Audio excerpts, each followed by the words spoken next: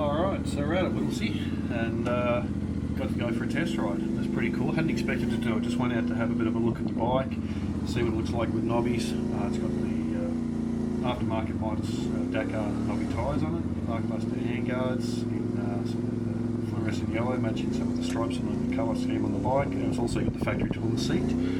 At the time I didn't realise until afterwards, they explained it's also got heated grips, Oxford grips that they've added to it.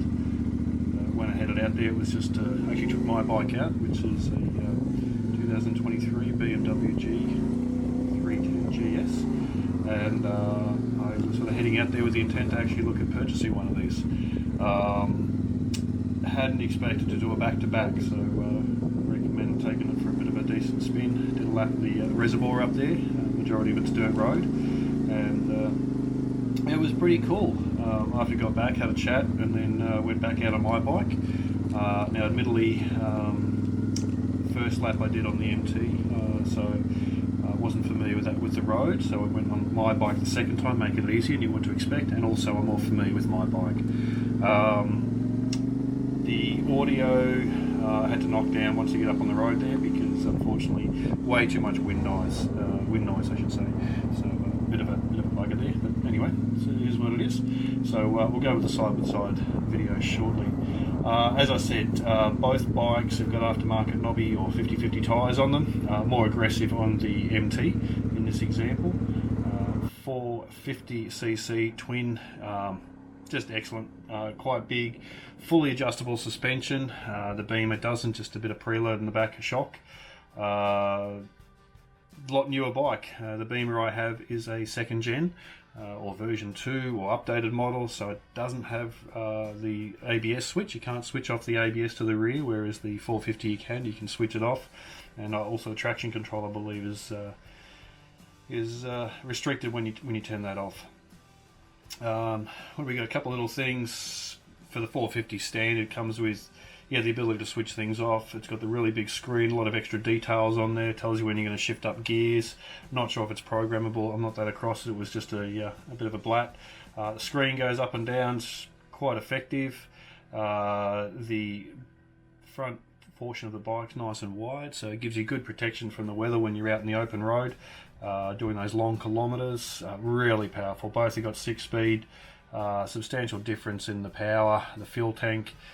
The Beamer's running an 11.5 litre tank, and the 450 MT has a 17.5.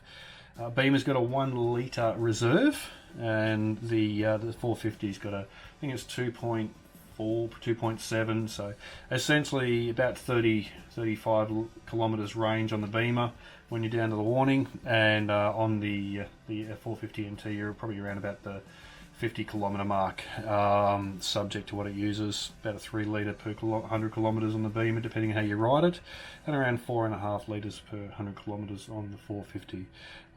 Less, about the same vibrations, probably a little bit less on the 450 at the highway speeds.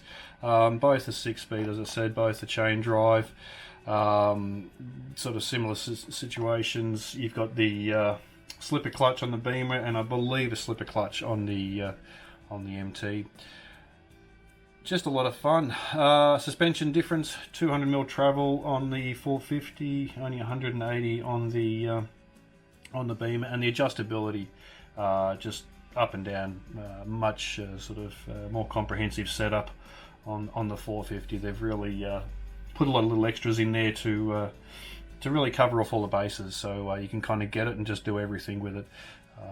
Both bikes have foot pegs where the rubbers will come out of it, but the 450s are just wider and bigger for a more comfortable off-road sort of experience.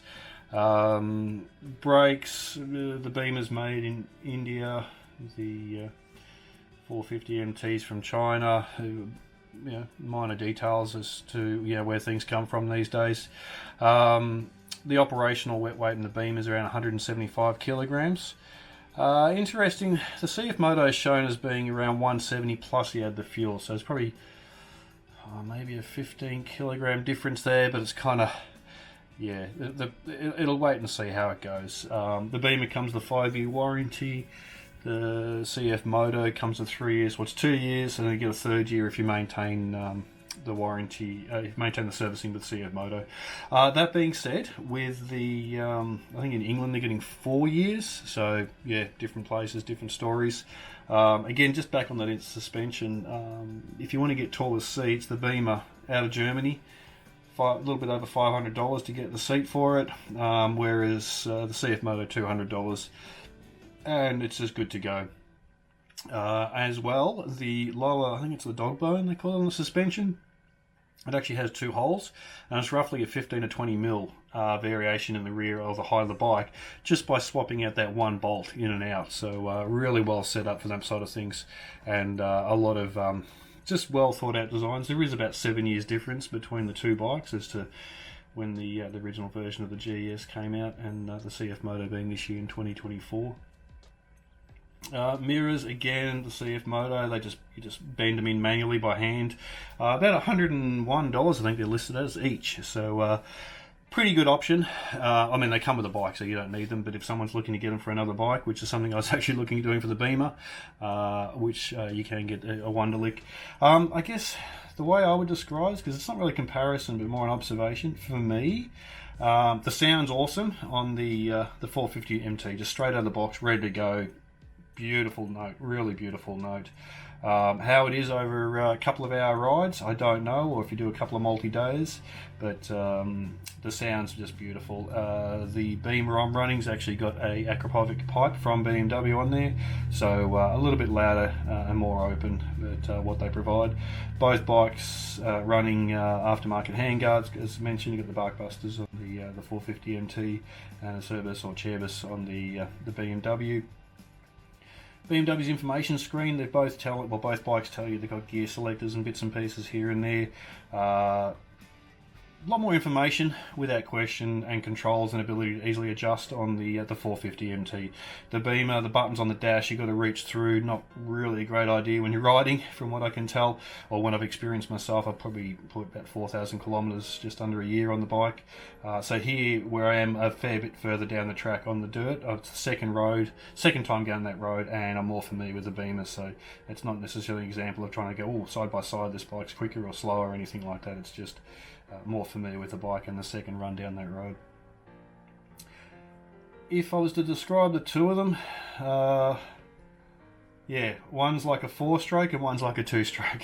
The 450's got heaps of torque. It'll just lug through things. You can miss a gear. It'll still pull. Still running in, from what I can tell. I don't know how many kilometres are actually on there, but it only had 15 hours, if that. It might have been 5 hours. Might have been 5 hours. Yeah, I think it was just over 5 hours on it of actual running time. So still being running, from what I can imagine. Whereas the Beamer's well and truly bedded in. And you've got to really work the gear. So 0 to 80 k's an hour, the Beamer's, in my book, probably more fun. You're just up and down, you're playing with it. Above 80 k's, definitely the 450 is a lot more fun for cruising on the open highway, doing those long kilometres. And the suspension you can play around with a bit more, so a lot easier to do things there. Price wise, you're probably looking around $1,000 more for the 450 MT, depending on where you buy it from at the moment. But it's still, and that's only probably because in the financial year sales and things like that, and how many months of rego you get on the bike. There is roadside service assistance, I think, with the Beamer, if that's a thing you're looking at doing. The bike you see here has got the heated grips. They both got heated grips, but the Oxford are a bit thicker brand, so it took me a bit to get the handle of them. And then chatting to the staff there at K&J, they explained that they've got the heated ones from Oxford, and it is a thicker diameter, which is quite nice, like a Dakar thickness grip almost, as compared to having the Beamer, which is the original heated grips, which is an aftermarket option. And again, that's probably a good example. The USB, you've got to buy it and then get the wiring loom and then get it installed, or install it yourself by Beamer. The whole front cowling comes apart.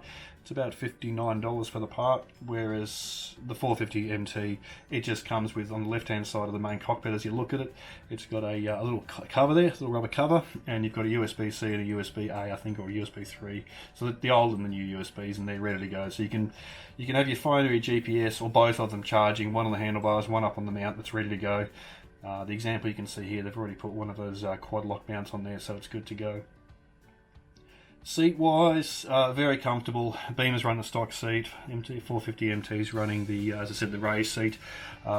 Personally, just a touch under 6 foot. I really enjoyed the stock seat on the 450, which I experienced on my mate's bike, and I do prefer the narrow hand grip. But again, as I said, it's just observations on my part. And the beauty, a lot of the things can be changed around. You can move the bars forward, down, up, around, all the controls, everything's just switchable. And you can play with it. Huge parts catalogue from CFMOTO, still filtering in because it's a brand new bike, and the aftermarket's got a few bits and pieces here, and again slowly tooling up for it around the world. Simple, straightforward, ready to go. The Beamer, there's a few bits and pieces you can get, and again they're gearing up, so Wonderlic in places have got bits and pieces which you can get. That example there's got bar risers, heated grip, USB ready to go in the pipe, and those are pretty much ready to go already on the 450 NT, and not a big deal to put on there. More torque, more power, uses more fuel, a bigger full-size bike. You could easily get onto that and just feel comfortable. The first time I hopped on it and rode it, it wasn't even a consideration. Just get on and go. And the Beamer also very easy to ride, and with the slipper clutch, it doesn't stall anywhere near the first generations were. So just a lot of fun. I think seat height. The 450 MT in standard height's 820mm, the Beamer's 835mm, and again you can drop the seat height. Actually, to be honest, I'm not sure if it goes down 800 or up to 840, subject to that bolt. It's just not something I know about. Wheels, the front of the, they've got a 1917 on the Beamer and 2118 on the 450 MT, and it just works really well. It's a great bike. Quite happy with my Beamer myself, and for what the kind of riding I do, I like sitting on top of it, and it sort of feels more like a sports bike that I can do the dual sport off-road activities and really play with the twisties. In Victoria, we need to really keep our speed down, so we've got to be very cautious in that sense, so you're not losing out anything on that kind of sports ability on the 450. And I think like any bike, you get on it, you get familiar with it, you get time in the saddle, you get the experience and you enjoy it. Putting tyres onto the 450 MT is probably going to actually be cheaper than the Beamer. But that's it. So, yeah, thank you very much. Have a great one.